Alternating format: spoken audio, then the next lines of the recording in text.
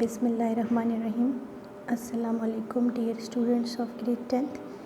It's my second lecture of unit number 6, which is a poem in spite of war. In my previous lecture, we did the reading of the poem as well as I gave you the explanation. Today we are going to do the bookwork. So open your books at page number 57. On page number 57, the first is of glossary, in which some words and meanings are given, and there is no need of telling you the meanings of these words, as I have already told you the meanings of these words. But let me tell you once again that in your paper, in section A, MCQs are there, and they are always of the words from the vocabulary. Some MCQs are from the words from the vocabulary, in which words will be given to you and 4 option will be also given, in which only one will be correct and you will have to encircle the correct option. So keep in mind the meanings of all these words. Now come to page number 58. The first exercise is that of the choose the correct options.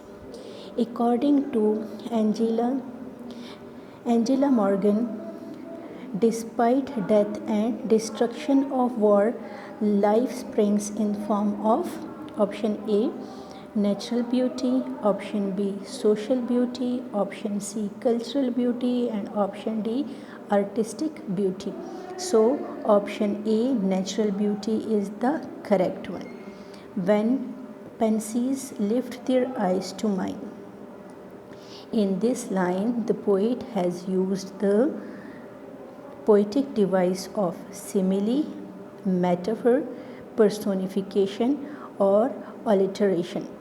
The correct option is personification.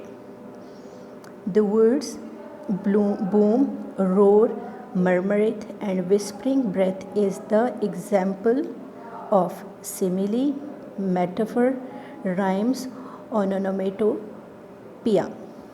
So the correct option is onomatopoeia.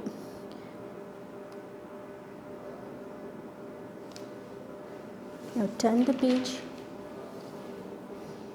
According to the poetess Angela Morgan, life is the name of number A, suffering and despair, option B, hate and worth, option C, nightmare and shame, option D, ecstasy and elation. So option D, ecstasy and elation, is the correct one. The tone of the poem is optimistic, pessimistic, ecstatic, and gloomy. So option A, optimistic, is the correct one option. Now on page number 62, there is an exercise A. Underline the adjective phrases in the following sentences. Underline the adjective phrases in the following sentences. Now let me tell you what is an adjective phrase. An adjective phrase is a phrase that tells us something about the noun it is modifying. The head word in an adjective phrase will be an adjective. Like a normal adjective, an adjective phrase can be used before the noun it is modifying. Now let us underline the adjective phrases. Have you ever seen an elephant with a white skin? So the adjective phrase is with a white skin. He was wearing a crown made of gold. Made of gold is an adjective phrase. There I met a girl with blue eyes. With blue eyes in an adjective phrase. Wild beasts in small cages are a sorry sight. Small cages is an adjective phrase. A man with a long beard come to see me. So with a long beard me is an adjective phrase. The next exercise B, is in each of the following sentences replace the adjective in bold letters by an adjective phrase of the same meaning. The first one has been done. The king wore a golden crown. The king wore a crown made of gold.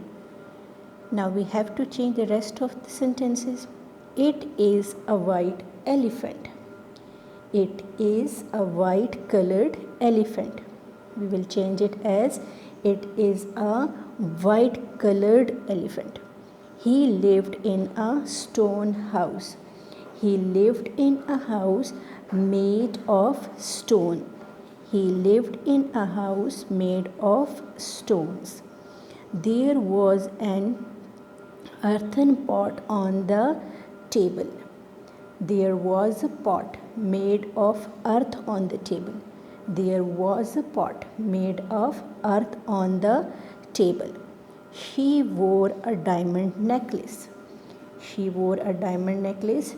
She wore a necklace with diamonds in it. She wore a necklace with diamonds in it. That was a brave act. That was a brave act. That was an act done with bravery. That was an act done with bravery. Now exercise C, which is underline the adjective clause in the following sentences and circle the word it modifies. Now let me tell you what is an adjective clause. An adjective clause. What is an adjective clause? An adjective clause contains a subject and verb. It begins with a relative pronoun, for example, who, whom, whose, what, or which, or a relative adverb like when, where, or why. It also functions as an adjective answering the question what kind, how many, or which one. Now let's come to the exercise. I like a leader who listens to his people.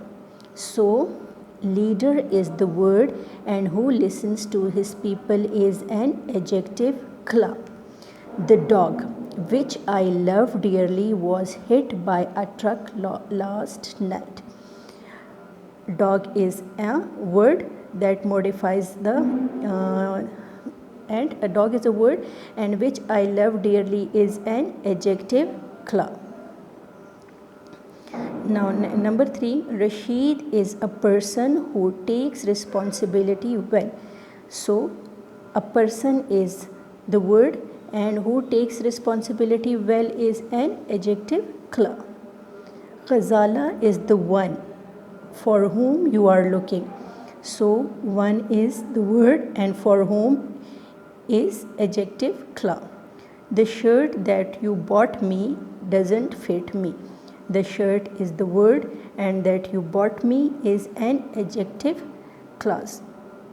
In number 1, who listens to his people is adjective clause. In option 2, which I love dearly is an adjective clause. In option 3, who takes responsibility well is an adjective clause. In number 4, for whom you are looking. For whom you are looking is an adjective clause.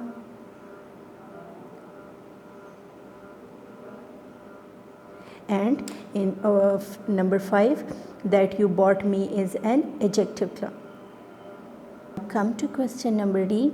Combine each of the following pairs of simple sentences into one complex sentence containing an adjective clause. The first one has been done. The theft was committed last night. The police has caught the man. The police has caught the man who committed the theft last night.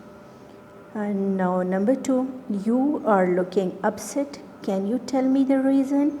So we can write it as, can you tell me the reason of your looking upset? Can you tell me the reason of your looking upset? Now come to number 3. He had several plans for making money quickly. All of them have failed. All his plans for making money quickly have failed. He had all of his plans which he had made for making money have failed. All of his plans which he had made for making money have failed. Number 4. This is the village I was born there. This is the village I was born there. This is the village where I was born. This is the village where I was born. You put the keys somewhere, show me the place. You put the keys somewhere, show me the place. So we can write it as show me the place where you put the keys. Show me the place where you put the keys. Dear students of grade 10, we have completed our unit number 6, the poem In Spite of War. So now do practice of all the book exercises along with the paraphrasing of the poem. And in my next lecture, inshallah, we will start unit number 7. Thank you, dear students.